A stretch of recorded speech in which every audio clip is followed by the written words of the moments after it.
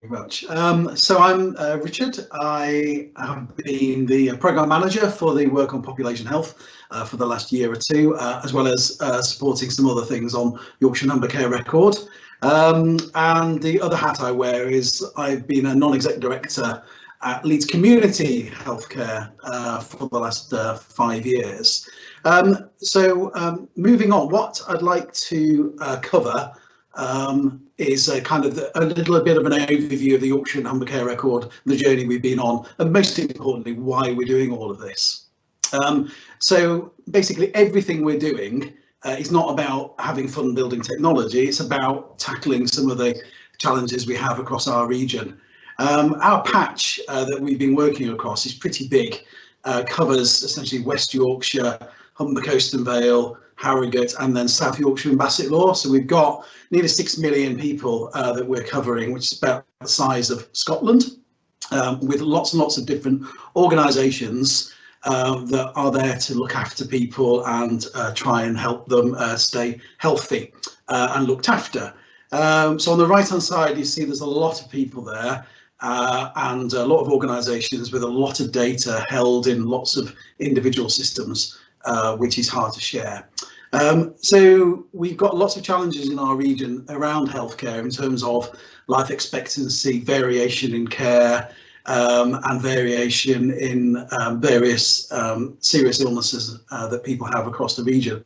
And essentially what we want to do is to find ways of tackling that, either through direct care, which is making sure that the clinicians, nurses, social workers, etc., have got a rich data set to help them understand the person and deliver the best care and outcome for them.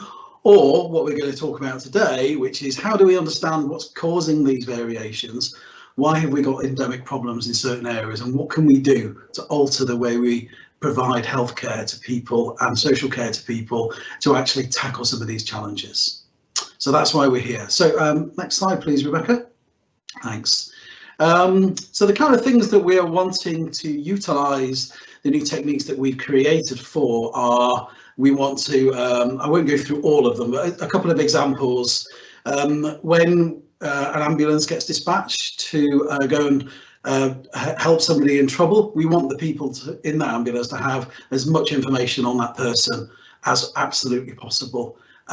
We want to be able to allow data to be shared very securely, so that going back to what John was saying about people's anxieties around the kind of use of their data and its security, we want to make sure there's a very modern, encrypted and safe system to share things. We want to be able to share the most important parts of information about an individual so they don't have to keep repeating themselves, so we don't have to keep repeating tests. And ultimately, what we want to do is to have the citizen in control and aware of all the data that's held about them. So we want them to be able to see what is written down about them and what are the key items of information, so they can be absolutely involved in all the decisions about themselves and their care. So next slide, please. So a little bit more about our programme then. What we're all about is delivering the solutions and tools of the future to allow us to tackle these healthcare challenges.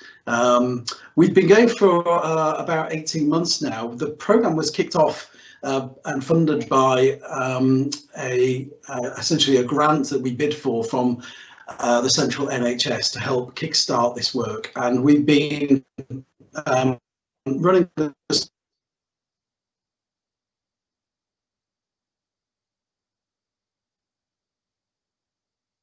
is working in partnership with the 3 regions that I mentioned earlier, so known as the integrated care systems, covering our patch. And where we're at now is essentially we're starting to roll out more localized programs to get people to make the most of the technologies and the techniques that we've created. So we're working across all of our providers, both health and social care. So that's GPs, it's big hospitals, it's local councils, social care, and lots of people in the third sector as well. And we built a set of tools and solutions that we want to be future-proof. So we want them to be something that can be used and therefore have the latest standards and coding standards, so we don't have to change them again in 5 years' time or 10 years' time. Thanks. Next slide, please.